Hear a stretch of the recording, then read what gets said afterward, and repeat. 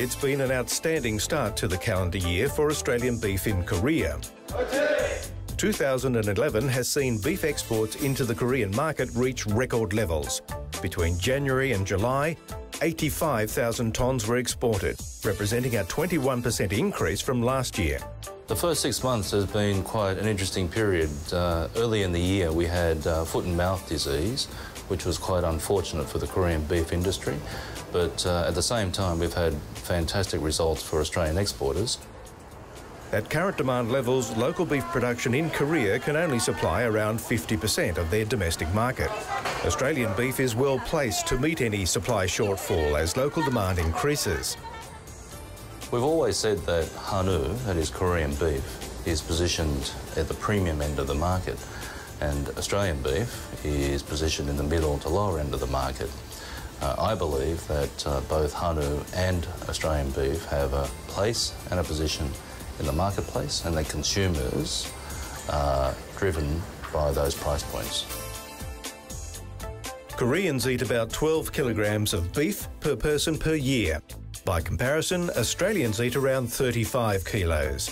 However, beef consumption in Korea is increasing, and this creates a real chance for Australian beef producers and the MLA assisting exporters to capture market opportunities.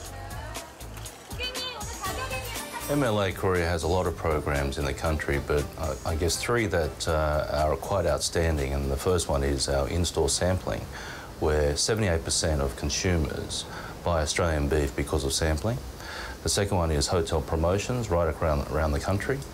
And thirdly, we have a consumer advertising campaign using our Australian beef ambassador, affectionately known as Korea's Paul Newman.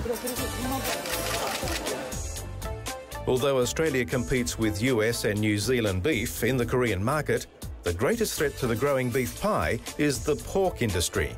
Koreans generally like beef, but the pie is relatively small. Koreans eat about 12 kilograms of beef per person, but eat 30 kilograms of pork per person. The challenge is to grow the beef pie and ensure beef is the protein of choice. Fortunately, when it comes to chilled beef, Australia's reputation as a clean and safe option holds it in good stead, as Australian beef enjoys a market share of 78%. On the other hand, price is the determining factor in the frozen beef market, and US beef is catching us fast in terms of market share. A recent consumer survey revealed that in the Gwangju province, about 250 kilometres southwest of Seoul, consumers there had a strong preference for Australian beef over US beef, and this has triggered a broader marketing strategy. MLA Korea has focused on Seoul and Busan for the last 10 years, and we felt it's time to focus on other regional centres, such as Gwangju. And the reason is quite simple.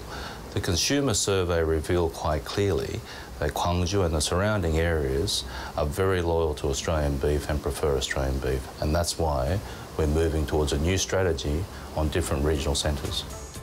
Despite the return of US beef in 2008, Australian beef remains the #1 choice for imported beef, and MLA will be working hard to ensure consumers stay loyal to Aussie beef in the Korean market.